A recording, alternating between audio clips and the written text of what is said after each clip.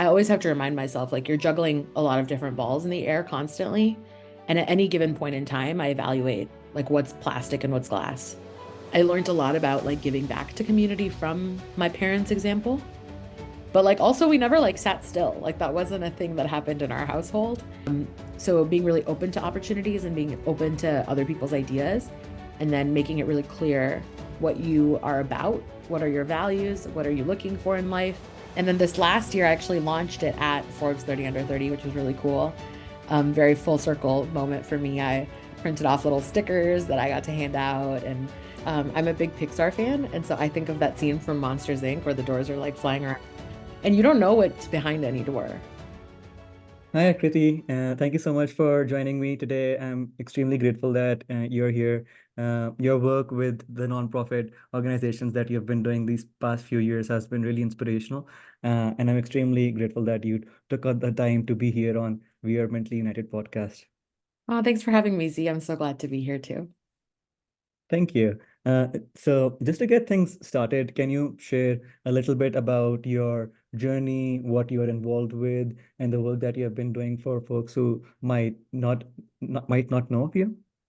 Yeah, absolutely. So my name is Aakriti. It's pronounced like Socrates without the S's, if that's easier for the listeners to think about. So over the past couple of years, I've kind of lived almost like a double life. So I spend half of my time working in a professional career where I manage data for a large company. And then on the other side, I do a lot of nonprofit work. And that's really where my passions lie. So I started my first nonprofit when I was 21. I started it with two other friends, and we taught middle school girls how to computer program out in Lincoln, Nebraska.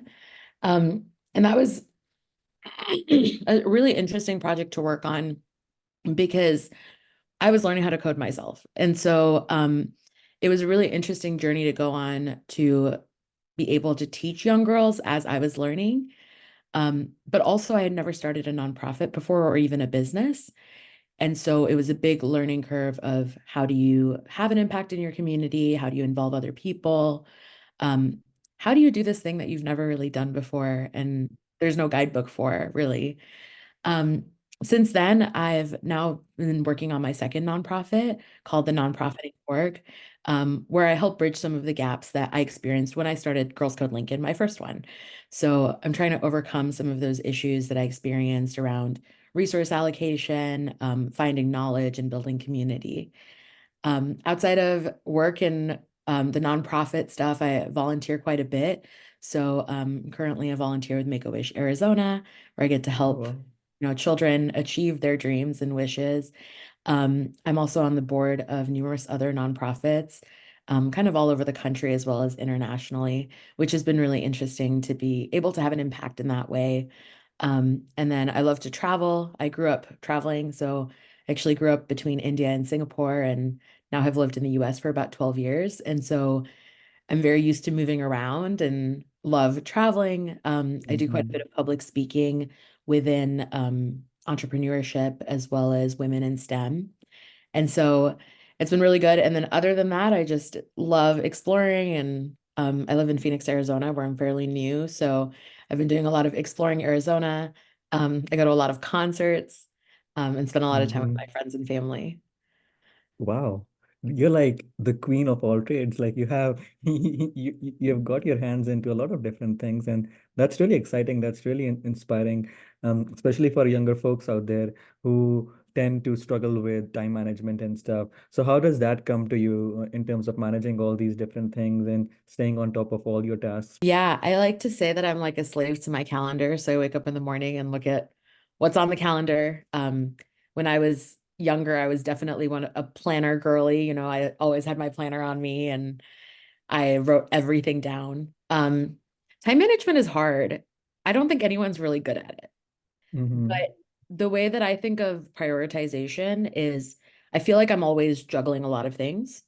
And I like doing that. I like being involved in a lot of different things and I like the variability that that brings. But I always have to remind myself like you're juggling a lot of different balls in the air constantly. And at any given point in time, I evaluate like what's plastic and what's glass. So Plastic balls, you can drop them and you can pick them back up. They're not going to shatter. Nothing's going to happen. They'll be Mm-hmm. okay. Glass balls, if you drop them, they're broken. So there's going to be circumstances. And so at every moment, I just evaluate what is glass right now. So, for example, right now we're recording this podcast, you're a glass ball, right? So the only situation that would make you not a glass ball anymore is if this room caught fire, for example, and the fire alarm went off. Then the fire alarm is the glass ball. And I would communicate that to you. I'd say, hey, fire alarm's going off. Sorry, I got to take care of this. And you would understand that you've now been transferred to plastic temporarily. So I do a lot of communication with the people around me. I try to involve my friends and family in the other things that I do. So a lot of my coworkers know my family. So, if something comes up with family, like my boss knows, has a context there. A lot of my friends volunteer with me. And so that's an easy way for me to bring my friends into the loop. And, I spend a lot of my time volunteering. So how do I involve them in that part as well? And so I kind of try to blend things, but I'm always thinking about what's plastic and what's glass. That's an amazing, amazing analogy. And like I work with a lot of younger kids and provide therapy services to them, and I'll definitely teach them this because this could be one of the really helpful analogies that they could really benefit from. Because a lot of these young kids around, whether those be in school or colleges, they really struggle with time management. And as you said, that there is no perfect answer to it. You just have to make around and make sense of things on what works best for you and just manage it that way. Yeah, I've heard a lot of different people talk about different ways. I've heard the like blender analogy where you dump everything you're doing into a blender and like turn it into a smoothie. Um, but this really helps me because if I feel overwhelmed, I just need to figure out what is glass. That's what I Hmm. ask myself. Like, what is glass right now? What do I have to work on right now? And I have to remember that sometimes I'm the glass ball, right? Sometimes it's my self-care. Sometimes it's going to bed at a reasonable time. Sometimes it's making sure I eat my meals when I need to. Um, and that's part of it too. Like it's not just the things you're working on or the people you're working with, it's also yourself Yeah. and building that into your schedule. So I set up every Sunday morning. I have like 2 hours blocked off where I'm not allowed to schedule anything. And I call it self-care Sunday. And sometimes self-care Sunday means I'm just going to sleep in. Hmm. Sometimes it means I, sit outside for a little bit and enjoy like nature.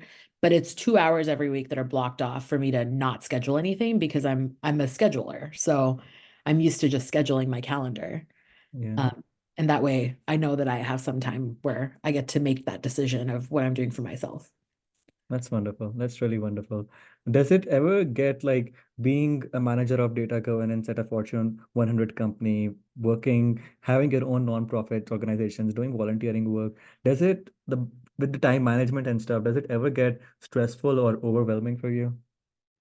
Yeah, all the time. I feel like I'm stressed constantly. And I've had to teach myself that I want to work on a lot of things, but I don't have to work on everything at the same time. That's been a really important lesson for me to learn over the last few years. And at the beginning of my career, I really wasn't good at managing that stress. I actually have I'm at my desk and it's right in front of me, but I have a little list I called the joy non-negotiables. And it's literally a list of things I do when I'm stressed out. So if I start to feel like I'm getting stressed or um, feel like, my brain is getting a little clouded, or I'm not being productive anymore. I'm like distracting myself. I just choose a thing off the list. So it's got things like go on a long drive. I love crafting and painting, FaceTime a friend, go play a board game, go bake, book a trip. I love traveling. So booking a trip is Hmm. always nice. But some of the things on my list are shorter and some of the things are longer and some of them are in my house and some of them are outside of my house.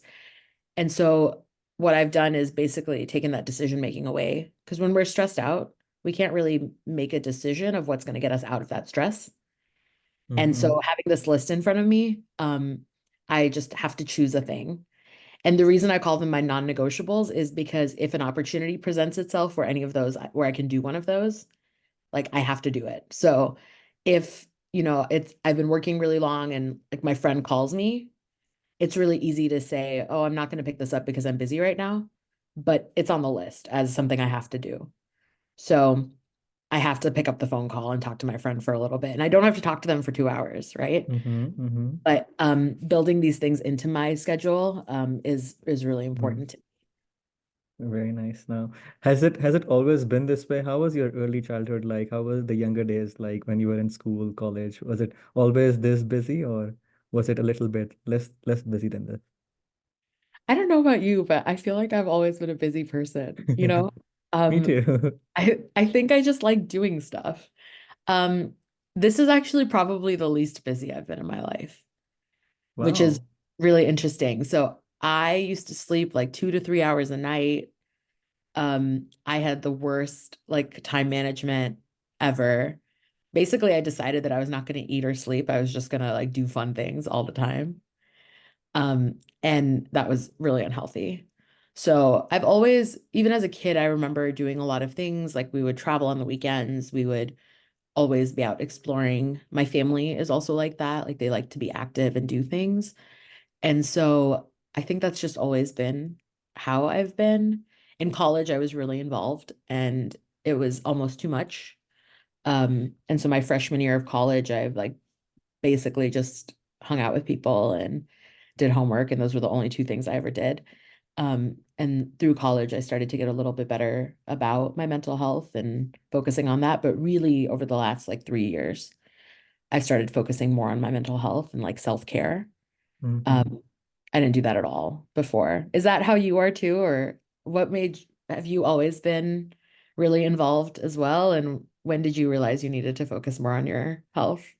I think for me it came pretty late because in my early days when I was young and I was living back in Pakistan, I was sort of very lazy, or I wanted to be lazy, but then my mom, being a single mother, would always push me forward towards like, trying to make me as active or proactive as I could be by putting me into different stuffs and things. But then once I moved to Malaysia for my early education, like for my bachelor's and stuff, that's when I started to I started getting busy and I started enjoying being busy, kind of a thing. And then when I moved to US, there was just so many different opportunities, so many different things you could do, like clubs and organizations and all these things that you can participate in. So that's when I really went into the full zone of being busy and just completely enjoyed it. And now I'm someone who, when I have a lot of days off, I just start getting agitated because I feel like I'm wasting a lot of time because I have to do so many different things that they start spiraling up in my head. And I tend to keep myself busy because I'm doing similar thing like you, like I'm working full time, but then I'm also doing this thing that I have a huge passion of in terms of utilizing creative techniques to empower and improve mental wellness and community building. So it's just something that I enjoy doing. So I feel like it doesn't feel busy to me anymore. Uh, but if I was doing something that I did not like, I feel like a job or something, because I love my job. I love providing therapy services. But if it was something that I wasn't a fan of or something that I didn't have interest in, I think I wouldn't have been able to keep myself as busy as I do. Yeah. That's kind of like I feel like the bad side of being an entrepreneur or like working on something you love. Because you love it, it is still a lot of work, but it doesn't always feel like work, or it feels so important that you can kind of overlook that it's difficult. And you end up pouring so much of yourself into it. When I was starting Girls Code Lincoln, I would spend about 50 hours a week volunteering. Yeah. That's on top of my job.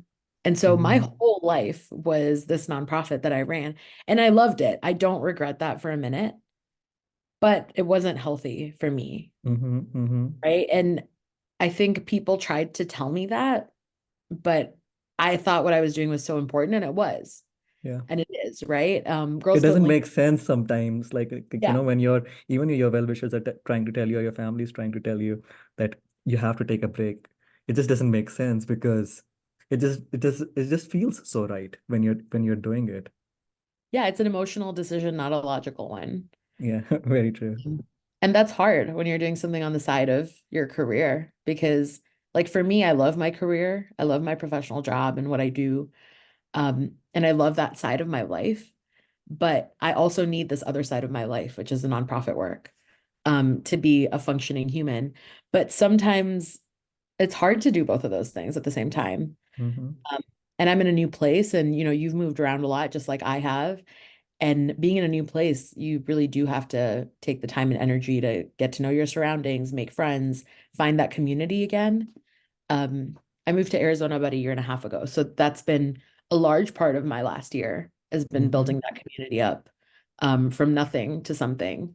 And that takes a lot of time and energy too, that I can't put into the nonprofit now, because in the evenings I'm trying to, make new friends or go to events or do things like that, where generally, like back in Nebraska, I would have put all that time into my nonprofit. Yeah, yeah. I feel like you have to find the balance and you have to find some outlets, kind of a thing, that you can utilize to get away and just to relax your mind and your body. And this was something I learned pretty late. In fact, I learned when I started doing my master's in clinical mental health counseling. And that's when I was trying to figure out my jigsaw puzzle of life on why some decisions happened, why things happened, why I reacted to certain situations the way I did. And in that moment, I learned that it's really important to really have some outlets that you can utilize to really de-stress, because before then I would get involved really passionately into projects and stuff and completely burn myself out, and just completely get too irritated, I would say, in a lot of ways. But now that I have learned about this and now that I'm aware about it, I do take breaks. I do, like, my breaks is very similar to yours. Like, I love traveling, and living in Colorado, it's a really big blessing because mountains are right beside my corner. So whenever I start feeling up those triggers, or whenever I start feeling a little bit agitated, I'm like, okay, it's time to step out. It's time to take a day off or 2 days off and just completely de-stress and relax and completely declutter our mind. And when I come back, I'll come back with the same passion and I'll make the things work. And it happens. That really happens now. And now that also adds up to the longevity in terms of me getting those works done or those projects done or having up a schedule to get those things done up. Because before then it was just too much fast moving process. Yeah, and I think you said something really important there of making sure you're understanding your triggers and like when you're starting to get agitated. That's something that I've discovered over the last few years through therapy of like, how do I know when I'm starting to get stressed before I'm burnt out or before I'm stressed? And so for me, I'm a very optimistic person. So when I start spending a lot of time complaining about something, that means it's stressing me out. So that's one of my big triggers. Um, so I've told my friends and family, like, hey, if I complain about the same thing like 5 days in a row, tell me. Like, tell me Hmm. that I'm complaining about this thing. And they're really good at that, because sometimes other people can sense what's annoying us more than we can, because we're just living in it, it's in our brains constantly. I think the other thing that I use as a trigger is if I'm trying to avoid something for a really long time, like, why am I trying to avoid it? Um, if I'm not excited to go into work, like, what about work is stressing me out? Or if I'm not excited to work on the nonprofit, like, why is that? Why am I dreading that? Hmm. And so listening to my body and like listening to my emotions a little bit better has been helpful. And I'm not great at it yet, but I definitely am better at sensing those trigger points, before they reach like a boiling point. Definitely. No, I read a quote in a book which was something along the lines that in order to solve a problem, first you have to identify there is one. Um, how different has it been for you in terms of mental health and mental wellness? Because personally, from me, the community that I come from, it's very stigmatized over there. So has it been same for you, or was your journey a little bit easier in terms of identifying and managing your mental wellness? Oh, we're from very similar communities. You're from Pakistan, I'm from India. You lived in Malaysia, I lived in Singapore, right? So and now we're both in the US. And I actually lived a state away from you. Yes, So, Arizona and um, Colorado well, and also Colorado and Nebraska. and So, Nebraska too. Yeah. very like Midwest culture. Mental health, I feel like now we talk about it a lot, but I don't remember ever really talking about it as a child. And I don't know if that was a combination of just like physically where we lived, whether we lived in, Asia, and Asia doesn't really talk about that much, or that we were from South Asia where that's not really talked about much, or if it was just a sign of the times. Um, but we didn't really talk about mental health or self-care. And I don't think our parents or families really modeled that. Our culture doesn't teach adults, or at least back then, didn't teach adults that they needed to take care of themselves either. So my parents are very relaxed people. They're actually pretty good about handling their own mental health, but also like they're taught to be workhorses. They're taught to work really hard for their children and work really hard for their families and their communities. And um, I learned a lot about like giving back to community from my parents' example. But like also we never like sat still. Like that wasn't a thing that happened in our household. So it wasn't really conversations that we were having. I feel like the US is a lot more open to mental health discussions, especially now and especially our generation. So I've had to learn that. But I feel like for where I come from, my parents were pretty far ahead in that, but it was still not like active conversations that we were having. They are active conversations that we have now. So, my parents actually both see therapists, which I'm extremely proud of. Very Um, nice. that was nudging on my end that I successfully did. But also, we're all able to come back and debrief the importance of therapy and what we've learned from our therapists, and the benefits of, discussing our mental health and taking care of our mental health. The other thing that that's done for us is our culture is not very good at setting boundaries. And all three of us separately have learned boundary setting, and communication. So we've become much better at communicating our needs to each other, and our own needs to ourselves. And that's benefited us individually, but also as a combination. So we get less angry with each other. We get less frustrated with each other. We're better at like, okay, we're all extroverts. Well, me and my mom are extroverts. My dad is a kind of an ambivert. Um, and so we've gotten really good at like, okay, I'm gonna go to my room and like relax for a little bit, which is hard to do as an extrovert sometimes. And it's hard to do, from an Asian culture. No, that's really, really empowering to hear.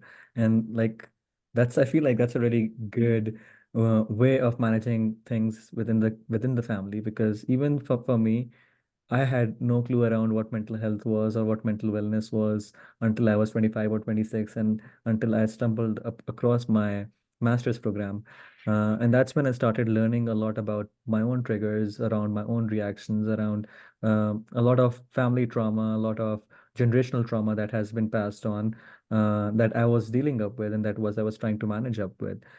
Because back home, a lot of these conversations are really pushed under the rug, or as you said, like you're not allowed or you're not given that space to communicate and speak. But your family dynamics are something that people should really take note from and really try and cultivate within their own families, because that's how you grow and evolve as a family, and that's how you break a lot of different generational traumas that you might have been carrying subconsciously. um, so thank you Yeah, for sharing that. I I've really worked very hard on my relationship with my parents to get there, and they've done the same, right? And it hasn't been easy and it hasn't been fast. But Mm-hmm. um, I think for anyone that's trying to work through that, just chatting with a therapist about it, learning about how to communicate your needs better and like under exactly as you said, like understand the culture that you come from and like the generational trauma or like family trauma that you might be carrying and like break that cycle. Um, I've tried working on that and I still have a long way to go, but it's been good. There's an Instagram person I follow who her Instagram handle is Move the Feels, and she's a woman of color. She's actually Indian descent, but grew up in the US. And she talks a lot about like movement and how movement can help with emotions. But she focuses a lot of her work in people of color and exactly what you talked about, like that family or generational trauma or the culture that we carry. So I learned a lot from her of how to, take a breather and calm down.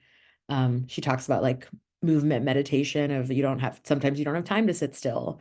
So take a couple of deep breaths in traffic and techniques like that that are shorter and sweeter, to help get you out of it. So things like that really help me. I follow a lot of creators like that and try to make my social media a little more useful for me. That's beautiful. I'll definitely check her out because whatever she's communicating and expressing and putting the making content around, that's something I'm really interested in. So I'll definitely check her out. Just to bring the conversation back around your nonprofits. So nonprofits organizations, when you are establishing them or when you are creating or founding them, a lot of emphasis is around the community or the struggles that the community might be facing or any gaps or needs that need to be filled within those communities. So when you started up Girls Code Lincoln, what were some things in your mind or what were some gaps and areas that you saw need to be filled up, and how did that approach or vision come to you? Yeah, absolutely. So we were originally, okay, let me take you back. So I was learning how to computer program and was also had just graduated college and was in my first job, and they wanted me to learn how to code for my job, and I just really needed a job. Like that's where I was. So um I'm like, okay, I'll learn to code. If you need me to learn how to code, sounds good. At the same time, I just graduated, so I was also looking for ways to get involved in my community. And so I started volunteering a bunch of places. I had done a lot of volunteer work growing up. I was a Girl Scout my whole life. Volunteering was a big part of my life. And then I went to college and I was really involved in like student or and campus organizations, which were kind of like volunteering, but not with nonprofits in the traditional sense. And so after graduating, I'm like, how do I find community again? Maybe we'll find it through volunteering. So I started volunteering at this TEDx event that was for high schoolers, and they had invited a bunch of nonprofits within the city to come and run activities during this event for the high school kids. And one of the nonprofits that was there was called Girls Who Code, which is a national nonprofit that teaches middle school girls to code. And they were teaching the same languages to their fourth graders as I was trying to learn as an adult. And so I'm like, cool, I'll just start volunteering with you guys and you'll teach fourth graders how to code and I'll learn and then I'll help in some way. Not in a coding way, but in some way. You're a nonprofit, you have lots of other things going on. Um, so I ended up stepping in as a volunteer.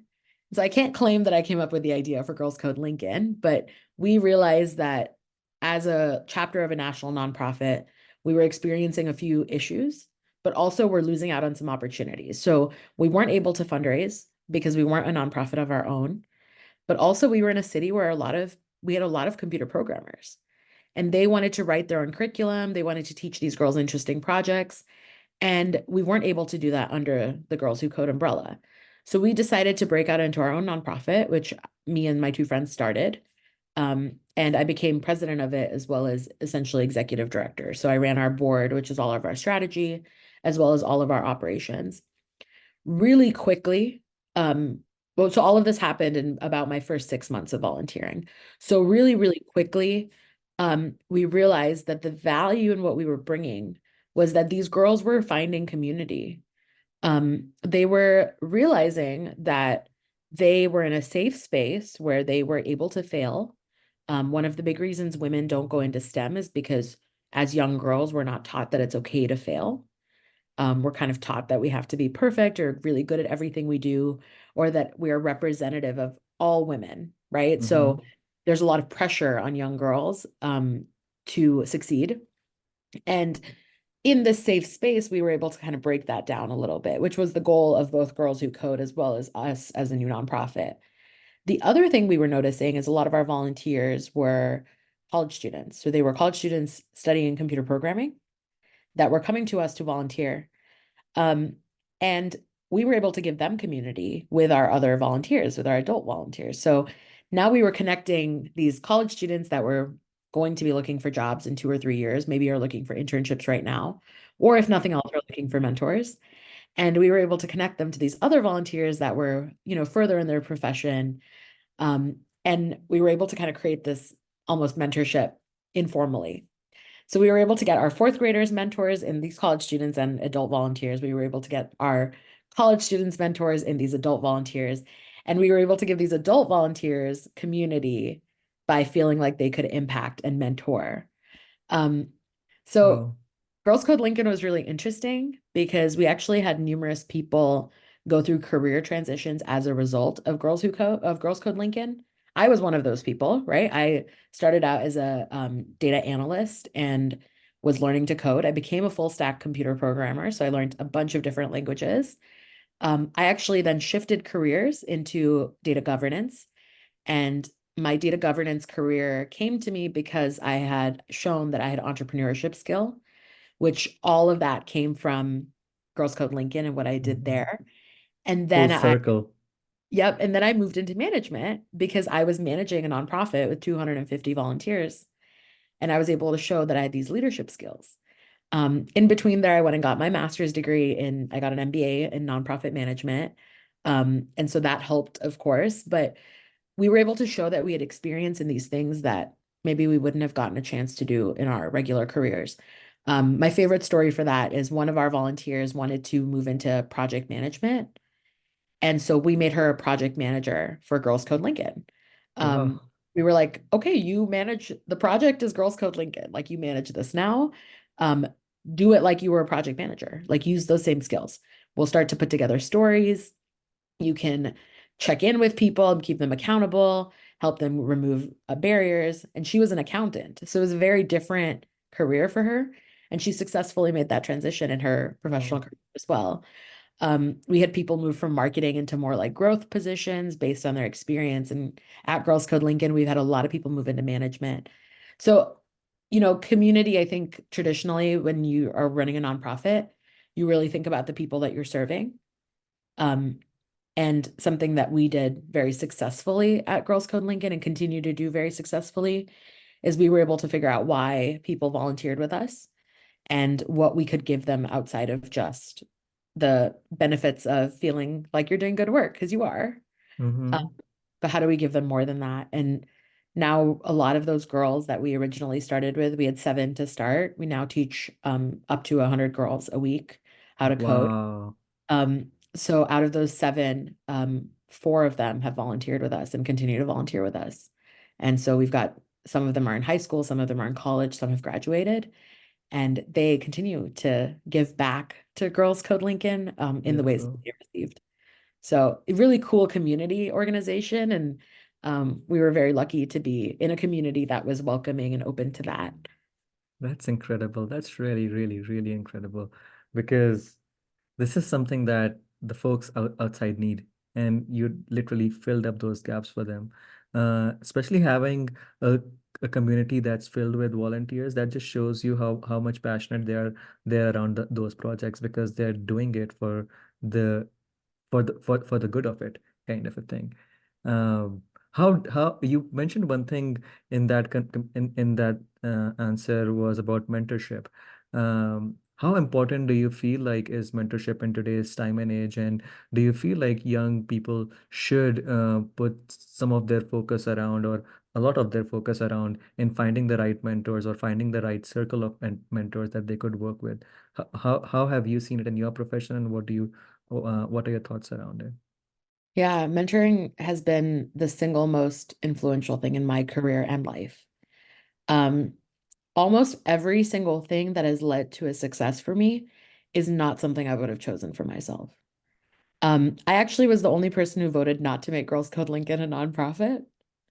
Um, I'm arguably the person that benefited the most from that being a nonprofit. I've gotten so many amazing opportunities because of it. Would not have chosen that for myself. I would not have chosen to become president of it. I didn't choose to move into data governance. I just keynoted our data governance conference, our international conference.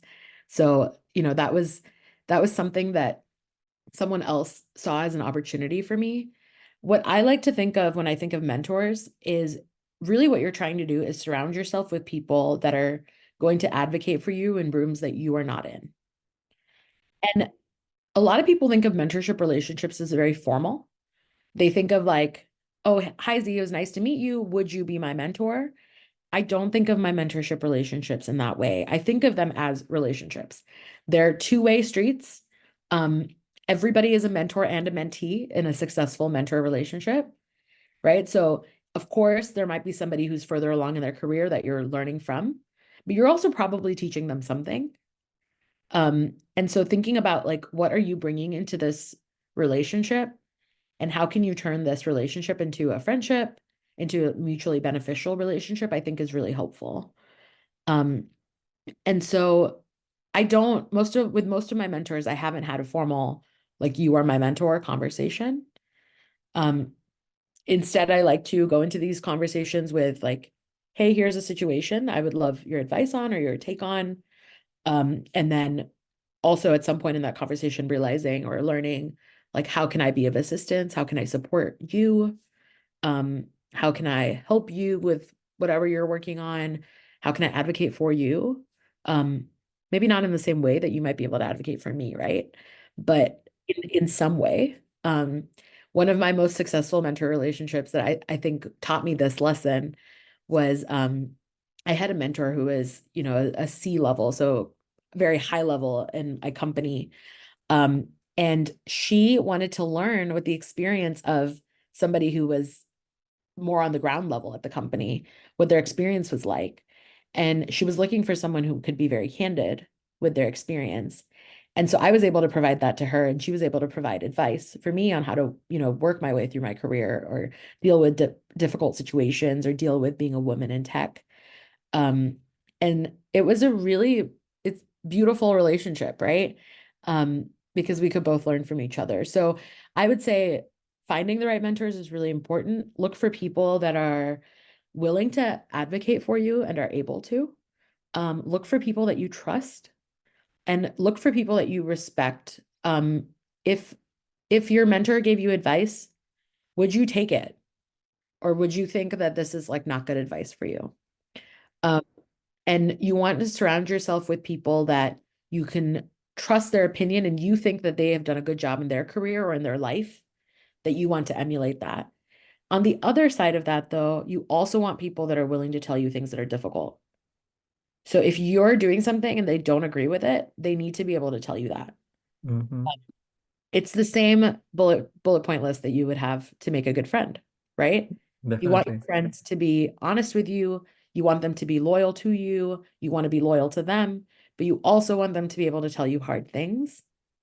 Don't just surround yourself with mentors that are going to agree with you always, or like don't be the mentor that agrees with your mentee always. Challenge them so that they can get better. And the other thing I would say is people think of networking as very like transactional. Um, it's like I'm going to do this for you, and then you're going to do this for me, and that's how it's going to go. But you never know what's going to lead to what, right? Mm-hmm. Like you and I met because we sat next to each other at a conference. Um, and that things like that, you never know who the person next to you is and what they're working on and how you might be able to assist. Um, and so I would say go into every networking opportunity with the idea that you're not here to take, you're here to give. And sometimes like person A, you'll help person A, but you'll receive something from person E, right? Like it's not It tit for tat, it's not chain. equal. It's like a chain kind of a thing. Yep, the more you put out there, the more you get, you like Yeah. manifest it and you know, it builds, that's what community is all about. It's not getting something from the person you give something to, but receiving things from other places because you've given something into that community. And I think of networking that way too. So I'm always trying to make friends, learn about people, see where I can assist. And then I hope one day when I need assistance that somebody will be able to do that for me. And I've been fortunate to have that in my career and my life where people that I've met from a variety of places have presented opportunities to me, you know, to be on a podcast or to apply for a job or to give a TED talk. Like I didn't apply for that. I was asked to do that. I've had a lot of people come to me and say, hey, Akriti, I think that you would be really good at this thing. You should go explore it. And I've made the choice to go explore those things. So being really open to opportunities and being open to other people's ideas, and then making it really clear what you are about, what are your values, what are you looking for in life, so that when people kind of go around the world and go through their own spaces, they hear something and they're like, oh, Akriti might be interested in that. And then making sure they're comfortable enough to bring that to me, and that I do the same for them. So that's kind of like how I think of mentorship and networking in general. Even for me, I feel like one of the biggest decisions that I took, which was to do my master's in mental health counseling, was not my decision, but was something that was given to me as an advice by someone who I looked up to. And this someone was someone who was in my college, but was in a higher grade. And I really liked how they got there and what they had achieved for themselves in terms of speeches and stuff. So I took their advice, and I had never thought that I'd be a therapist. And here I am, a mental health therapist who really enjoys this profession and who feels like this was something I was meant to do. But it never came to me naturally. I was always into media. I was always into TV productions, film productions, cinematography. Like even this work that we are doing right now, it's basically combining both my worlds, my world of mental health and my world of media. But I was introduced to that world of mental health just by an accident, I would say, or just by listening to someone else's advice who I was looking up to. So definitely, mentorships can definitely come up in different shapes and form. They don't have to be professional. They could be coming up from someone that you just look up to, that you just admire or are inspired by in a lot of ways. Yeah, every single opportunity that I have that has led to anything for me, I would not have chosen. And that alone teaches me that I have to be really open to ideas, I have to listen, and I have to try things. And sometimes trying things is scary, right? Mm-hmm. It's terrifying, and it can be really unnerving to try something different or take that leap. But I always remember like you can always go back. Like if I don't like this new career, I don't have to stay in it. I can choose to leave it. If I don't like this hobby, I don't have to stay. Like you don't have to stay in anything. Almost nothing in this world anymore is permanent, right? And so it's okay for me to try something that's different. And usually I can figure out like a low risk way to try something or to gather research or to see if I would enjoy it. And if you don't like it, you can always go back to what you were doing. Or you can always go to a new thing, like find a different thing. But it's our job to listen to the people around us and evaluate whether the advice they're giving us is good advice and whether the opportunities they're presenting to us are worth taking. Definitely. Like for me, I'm a very visual person. So I feel like whenever people give me advice or whenever I hear something that I'm not familiar with, it's like a new door that's being shown to me by the universe. But then it's my decision if I want to open up that door and walk through it or not. I can make my own decisions, but universe is showing me all these different doors that it's my call on which one I want to tap into, kind of a Yeah. thing. But I should be open enough to see those doors rather than shutting those people down or rather than completely ignoring advices and just thinking that I know it all, because then that could also lead to a lot of like, mishaps and stuff. Yeah. Um, Absolutely. I think of that too, like doors. I'm a big Pixar fan, and so I think of that scene from Monsters Inc. where the doors are like flying around, and you don't know what's behind any door. You yeah. don't know what it's going to lead to until you open it sometimes. And so I think that's really important. And then I always say my like one number one gauge of whether I'm on the right path is if I'm the smartest person in the room, I'm in the wrong room. I'm a Hmm. big learner and I want to be learning constantly. And if I feel like I know everything in this room, that means I need to find a different room. That means not Definitely. challenging enough. There's not a diversity of people or skills. And that's what I use to as my gauge for whether I need to find new stuff. And so that's been a really good gauge for me. But it also reminds me that like I don't know everything and I don't need to. Um, I just need to be able to make the next right decision. And that's all that matters. I don't have to see, every door, everything that's in the world. I just need to be able to see the next thing. And I'm a true believer in like you make the best decision with the resources that you have at the time, the resources and the knowledge. And so I don't live with regret. Of course, there's things that I would like to have done differently, but I know that I made the best decision at that time. I went to all my mentors and friends and I got advice and I evaluated all of the pros and cons and I made a decision that was impactful. Um, and that's a huge part of that too, right? If I make a decision that isn't right for me, I still know that I had a reason for making that decision when I made it, even though it might not make sense now. Life is never linear. Life is all about growth. So you have to constantly challenge yourself or surround yourself with people that help you with those growth. Other than because if you don't do so, you'll probably be stuck in one position, which you would probably not like a few years later. And one of the things that's really important with that, and you touched a little bit around where we also met, is attending different conferences, that attending conventions, and just surrounding yourself with people who are uh, more advanced than you in their education or in their profession or in their knowledge, and just listening and seeing their drive and their passion, because then you can transmit their energies into yourself and then try and push yourself the same way forward. Um, you were nominated yourself for Forbes 30 under 30 in 2022. You also received the Lincoln Emerging Young Leader Award in 2021 and the Inspire Founders Award in 2021. How was that? How did that feel like when you received all these acclaims and were going through that process in your life? How was that feeling like? Very bizarre. So those latter two awards were actually the same week, Oh, which wow. crazy because it was just a very overwhelming week. But all three of those were a result of Girls Code Lincoln. And up until that point, I thought of my nonprofit work as very separate from my career. So I used to think of, I have a job and I do my job, and then I go home and I do this nonprofit thing, and they like don't overlap, and they don't convene in any way, and they're never going to impact each other. And they are two different parts of my life. I'm, two different people that happens to be in one body and like one mind.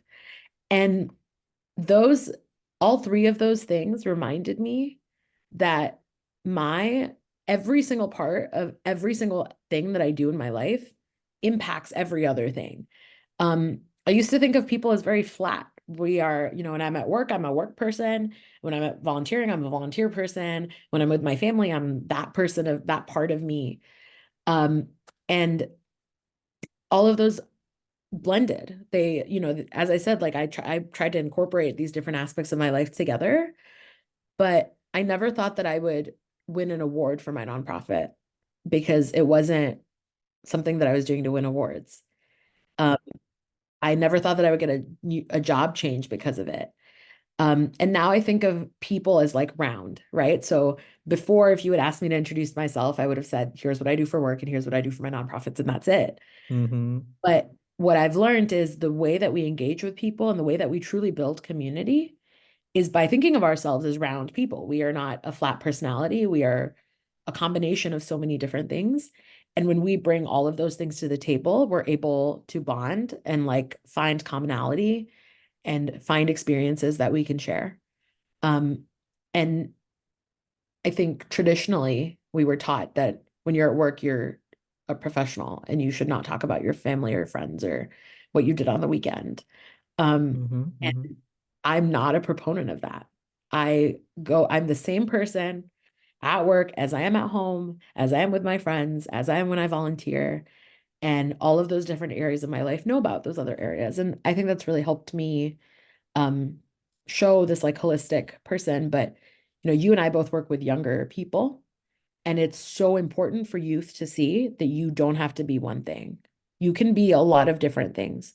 You don't have to do them all equally. You don't have to carry them all at the same time. But you don't have to be just one part of you. Like I hate the phrase like you can have it all because it almost makes it seem like it's easy to have it all. But you can be anything you want to be. As long as you can see it, you can be it. And the mentorship part is the being able to see it. That's why for young girls, we talk about like representation in STEM is really important to get them into tech or get them into STEM. You can't be what you can't see. And so Mm-hmm. your mentors and the adults around you and the people around you, your community will present opportunities to you that you maybe haven't seen. And then it's your job to figure out whether you want to be those things. Um, and you can be a combination of things. You don't have to choose one. Very true. No, it's really important to envision what you want, to have it in front of your eyes, visualize it, then work towards manifesting it, and like not think of that everything's just gonna fly by and you'll get everything very soon and very early. Be ready and be prepared for challenges. Be prepared for things not to go your way. because that's what builds up your character at the end, or that's what makes the journey at the end even more sweeter, that you have overcome all these obstacles and all these challenges that were thrown your way and you still succeeded. Because as you said, eventually, I also very strongly believe if there is something you really desire or want or manifest for you, for yourself or for the community, eventually it will happen. All you have to do is keep believing in it, keep visualizing it on in it, and keep opening up more channels and doors for yourself rather than giving up. And I just feel like in today's time and age, the younger folks especially are struggling a lot with challenges where they give up too easy, or they feel like things are supposed to come way too fast for them, and if they face a lot of challenges and obstacles, they tend not to have the stamina to keep carrying on. You know, as a community, we really celebrate resiliency because it is important, but resiliency unfortunately comes from some trauma. Hmm. Um, and you know, it takes a lot of overcoming bad things or hard things to build up that resiliency, and to make resiliency a habit. And I think that's something that we as a community kind of ignore. Like we love to celebrate resiliency without recognizing what led to it. Um, it's I've made so many mistakes. I've made so many mistakes and I've been in so many bad situations, which are all really great stories now, right? Now that we're able to look past them. But I almost never know what's going on. Like it's none of us know what's happening. We're always trying to figure out what our next step should be. We're always trying to make the next best decision. But I think youth think that like adults know what's going on all the time. And actually one of our biggest tenets at Girls Code Lincoln was we would get volunteers that didn't know how to code and we would put them in the room so that they couldn't give kids the answers. Um, because we're so used to like whoever we're learning from or mentoring from, or our parents or whatever, whoever is like more experienced, quote unquote, we always look to them to know what to do. And they don't. No one knows what to do in these situations. So yeah, I think about that a lot. Like, how do we create a community where everybody is okay with failure, and understands that failure is actively part of success? Um, and then also a community where we could see our failures as successes themselves. Trying something is a success, even if you don't succeed in the traditional sense. The fact that you tried it is worth celebrating. Um, and how do we like celebrate smaller things? You don't have to change the world to be celebrated. You don't have to become president, you know? Like we taking one step forward is worth celebrating. And then how do we show that to the people around us? Like my friends call me a serial celebrator. I'm, a huge optimist. And so I'm totally that friend that you'll get a promotion at work and we will like go have a party for it. Or As you um, should, yeah. yeah, you'll have your first day of therapy and I'll be like, yes, we're gonna celebrate this. I am always celebrating something. And I think that's what makes life so fun. And I totally celebrate my failures. I celebrate trying stuff and not succeeding at it because I think that's important. I celebrate doing hard things because I think that's really important. So yeah, failure is such an important aspect of resiliency, and like that's worth recognizing, if not celebrating. For sure. No, definitely. Like we should be celebrating even our highs and our lows, because those moments, as you said yourself, like, those lows are something that are gonna be a catalyst for us being reaching up those highs and stuff. And you have reached plenty of those, and we still haven't come up to your non-profiting organization with how I met you at Forbes last year, because your idea and your vision around it was really, really really inspiring and really unique in a lot of different ways. Can you talk and share a little bit around non-profiting organization, what your vision is, and what are you looking to accomplish with that? Yeah, absolutely. Absolutely. So the nonprofiting org, thenonprofiting.org, if you're looking for the website. Yeah, so the nonprofiting org helps other people start nonprofits. And you have a huge focus on community building, which is exactly what led to the nonprofiting org even being a thing. So I've been to Forbes 30 under 30's conference twice now. And you met me at the most recent one, but the year before that, I also went. when I was first nominated. And, you know, they had a lot of things like roundtables where people could chat and get to know each other, but they were exclusive to people that had made the list. And I personally hadn't.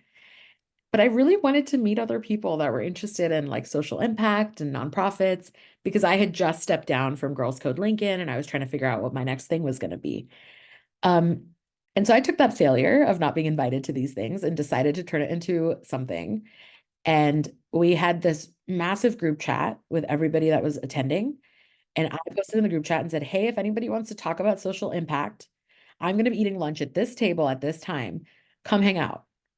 Um, and I did that on the first day. And then I did it again on the second day because some people weren't able to make it on the first day. And then I did it again on the third day. And then on the fourth day, it was this, the fourth day was supposed to be this like volunteer day, but the volunteer spots had filled up. So we weren't able to volunteer. And so I said, okay, well, I'm going to be at this coffee shop. So if anyone wants to come chat, come chat. And what I realized all 4 of those days is there were all these people attending that were interested in having an impact in their community. That's something that our generation and Gen Z in particular wants a lot more of. So millennials and Gen Z tend to want more social impact in their lives. We see the world as needing more assistance because it does. And we're able to help in ways that we weren't able to, like previous generations weren't able to. So I noticed that a lot of people had questions. A lot of people wanted to start nonprofits, or wanted to help nonprofits or wanted to do something, but they really didn't know how. And I had already ran, at this point, I had ran Girls Code Lincoln for about 6.5 years. I had just graduated, or I was about to graduate with my master's in nonprofit management. And so I had all this experience of starting a nonprofit, but then I also had all this education now all of a sudden. And I had served on multiple boards, so I'd seen different ways that things were being done. And I found that the questions people were asking were questions that I now was able to answer.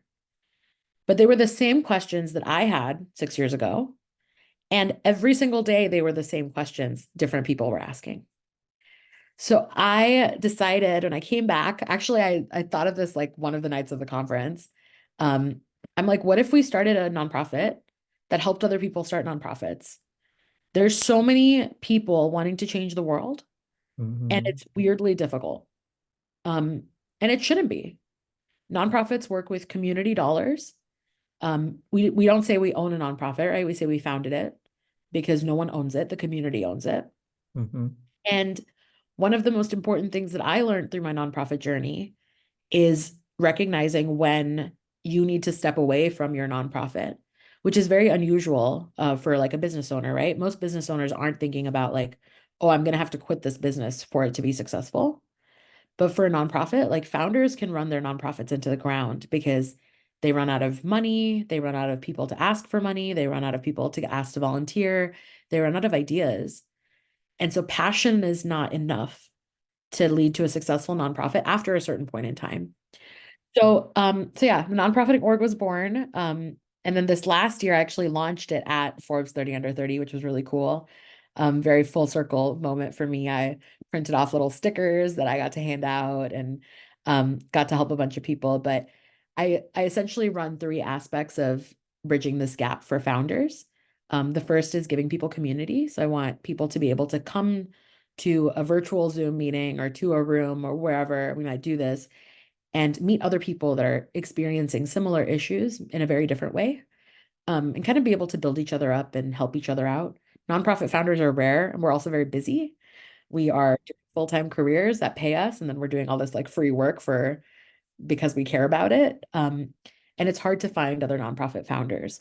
So how do we bridge this gap and get people a community of like-minded folks that might be at different stages of their founding process?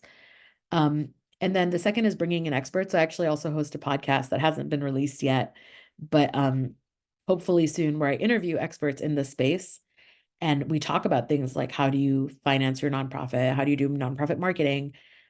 Giving people skills and resources that are vetted, that are good, that are trustworthy, of how to make the most efficient use of this community money.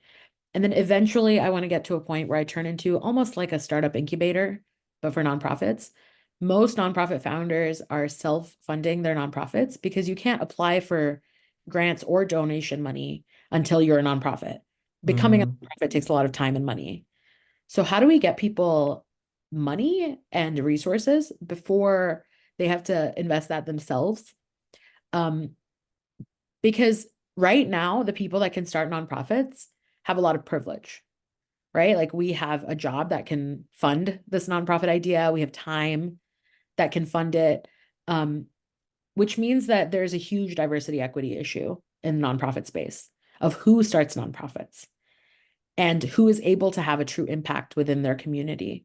So that's something that I want to eventually help bridge. How do we get people money? How do we get people resources? And how do we get them community so that they can be more successful at bettering their community? So I think of it as like a ripple Nice. effect almost. No, that's beautiful. And as I said, like this is something that really, really, really, when I heard about that idea from you at Forbes, I was like, wow, this is something that's definitely needed because, as you said, the non for-profit companies or LLCs, they can always go around and they can work with lots of different people out there, angel investors and venture capitalists, and they can get funding secured through them. But for nonprofits, that's a big challenge for that to happen. And for just to you to reach to a specific stage where you can tap into all these grants and funds, it also takes a lot of time. It takes months, it takes years, and through that time, you really have to have either someone who's guiding you, someone who's mentoring you, or someone who has walked that journey to tell you on how to deal with these kinds of challenges. So it's a really wonderful and noble work that you are doing. If someone wants to reach out to you, if someone's listening to this podcast, or if anyone wants to reach out to you in terms of getting connected or has an idea or wants some feedback from you, you mentioned that you host meetings and stuff as well. What are some ways that people can get in touch with the organization or with you? Yeah, absolutely. So my email is akriti at thenonprofiting.org. Shoot me an email. Let's chat. Happy to help out. I do it. Think of it like nonprofit consulting, but I do it for free because that's what I like to do. And so I'm happy to assist if anyone's trying to figure that out. I do host a meetup. It used to be monthly, but life has been really busy lately, so it hasn't been monthly. But we do virtual meetups that are open to anybody in the world at any stage of this process, whether they're thinking about starting a nonprofit, already have one, or maybe are working with one. If you go to the website, there is a form on there to join those meetups. So once you fill out the form, I'll send out a calendar invite at the next one. You can also follow us on Instagram, and we usually post about when those are coming up on there. And I'm hoping to make those a lot more recurring going Mhm. forward. But absolutely reach out. Find me on LinkedIn, find me on Instagram, find me on really anywhere, and shoot me a message, and I would love to chat. For sure. And for everyone's reference, I'll be linking up and providing all those links in the description of this video. So you all would be just one click away. Just to get things wrapped up a little bit, what are some of the key lessons that you have learned from your experiences working for Fortune 100 and doing your volunteering work while making and building your own nonprofits? What are some key lessons that you have learned? Yeah, so I think finding a community and building a community that supports you and advocates for you is really important. So surround yourself with people that are doing those things and have proven that they can, and then do those things for other people. Communities work two ways, right? So you want to make sure you're giving back in the same ways that you're receiving or that you want to receive. Being able to advocate for yourself is really important. So if that's not a skill set of yours, learn how to do that in a way that's supportive to your values. Um, I'm not a very confrontational person. I'm not good at that. It stresses me out when I'm in conflict. And so I've had to reframe um how I think of the world and like how I think of my role there. So I'm a really good advocate for other people, but not a good advocate for myself. And so, like, if I'm going to a work situation and I'm asking for a raise, instead of thinking of, hey, I need this, I need more money, which is true. All of us Mhm. deserve to be paid appropriately and well for what we do.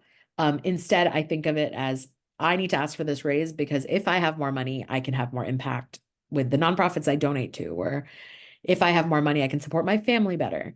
So like I know that that's an important aspect of who I am as a person. And so sometimes I have to like trick myself into advocating for myself by telling myself I'm going to advocate for other people. So find ways to do that, right? If you're not good at negotiating, learn how to negotiate in a way that you can benefit the other person as well as benefit you and meet a good middle ground. Reframe how you think of these things. I think the other thing that's really helped me with my mental health in particular is creating tools and avenues to help me with my mental health before I'm there. So I talked about like my joy non-negotiable list by building that community around you that supports you, can call you out when you're burnt out or stressed. Um, it's really hard to build a toolbox when you need a tool. Oh, yeah. So you have to build that toolbox beforehand. You know, if the ceiling is falling, you're not going to figure out what hammer you need to use for it while it's happening. You're going to be Mm-hmm. freaking out. Like you're going to be chicken little running around trying to put this together. So buy your tools first. Have them ready, put them in your garage, right? So think of what's in your mental health toolbox and like write it down. I know it sounds silly, but do it. Have that ready for you. Tell your friends, like, hey, here's how I know when I'm stressed. Will you tell me when you see it? Um, Start to build that around you so that when you're there, you can get out of it faster. And then if you don't already go to therapy, I'm guessing every all of your listeners do, but find a therapist that you can really engage with and like connect with. That's really important. The first one you find is not going to be the best one necessarily. They might be, Mm-hmm. but they might not be. Um, and then be open to sharing those lessons with the people around you. I think that's, the benefit of communities. We learn from each other's experiences and mistakes and successes. Share everything you can. Like, don't gatekeep. I don't know why gatekeeping is a thing. No one should be gatekeeping anything. Yeah. Uh, and that's kind of what I've learned that's helped me in both my career and my nonprofit work, but also just to be like a well-adjusted human most of the time. None of us are well-adjusted all the time, but most of the time. No, that's an abundance of lessons. Thank you so much for that. You also touched upon my last question, but you can share more if you have more feedback for it. It's what advice would you like to give to aspiring social entrepreneurs who are looking to make a difference within their communities? Oh, I love that question. I think realizing that you don't have to change the world to be impactful. Like you can have small impact. To you, it might be small, but it's going to ripple. Um, you never know what is going to lead to impact. So you might have a conversation that for you would just seem like a regular Wednesday. And for this person, it might fully change the way that they think of the world or their life or themselves. You and I both talked about having experiences like that where people have presented opportunities. Most of those were probably just like a side comment that somebody made that for us changed the way that we thought of something. Um, so I think of like social impact in that way. Your goal is to have a lot of small interactions that hopefully will amount to something, but you'll never really know. And as long as we're all putting good out into the world, like that's what's important. So don't let like thinking that you have to have really big impact stop you from making impact. Don't get in your own way. And then if you're overwhelmed, like find community. Find communities of people that are volunteering, that are having social impact. Go volunteer with a nonprofit that's in an area that you care about. You'll learn things there, ask good questions. Find communities like the ones I create. There's so many communities like this in different areas. Find someone who's doing something that you think is cool. Ask them how they did it. Take them to a virtual or a real cup of coffee. Um, you can learn so much just by asking questions. And Mm. that's how I've learned most of the things that I know. And so don't be afraid to step outside of your comfort zone, and ask good questions and create those connections that might help. Um, so to wrap things up, what are some future goals and aspirations that you have or that you are looking to manifest or working towards being so busy and having so many, having your hands in so many different projects? What's next for you? Yeah, so I'm actually really, really bad at goal setting, which I know is bizarre because it seems like I'd be good at it. So I used to get really stressed out by goals. And a few years ago, I decided to like distill my goals down to a daily goal. My goal every day is to make the world slightly better than I found it that morning. Mm-hmm. So at the end of every day, I evaluate whether I made someone's life a little bit nicer, made my own life a little bit better, had some impact in some way. Sometimes that means just relaxing and like focusing on my mental health. That's okay too. But I just want to do something during the day, even if that something is doing nothing, that feels like I can put a positive spin on that day. Um, so going forward, just trying to make sure that more people can have an impact on the world and feel like they're contributing in some way, or that they're able to take care of themselves, because that's something I've historically not been great at. Um, and just being able to create a world little by little that is a little bit better. There's so much negativity out there, and there's so many terrible things happening in the world right now. Mm-hmm. It's exhausting. And so my goal just constantly is to better that a little bit for somebody. Um, and yeah, so far so good. It's nice to be able to think of goals as like smaller, bite-sized pieces, but that's what I aspire to. So I love that you're doing this podcast. I think it's so important that we talk about these things. You've had so many like fantastic episodes already. Thank you. That's really fun to listen to, and just being able to give people the space to talk about such important things that we like rarely talk about. I think these are all important topics, and these are all topics and conversations that would inspire the future generation and the younger generation. And I feel like that's what the vision and the aim for this whole podcast also is. Because as you said, there is so much negative that's happening around in the world that things like these need to be highlighted more. Things like these or inspirational stories like these need to be told more so that people don't give up. People don't feel like everything is against them, kind of a thing. And with all these conversations come all these beautiful perspectives, because your perspective of taking one day at a time is so beautiful and so unique. Because a lot of time someone like me, who is so much focused on 2 years plans, next year plan, 6 months plan, it gets on my nerves sometimes too, because it gets overwhelming.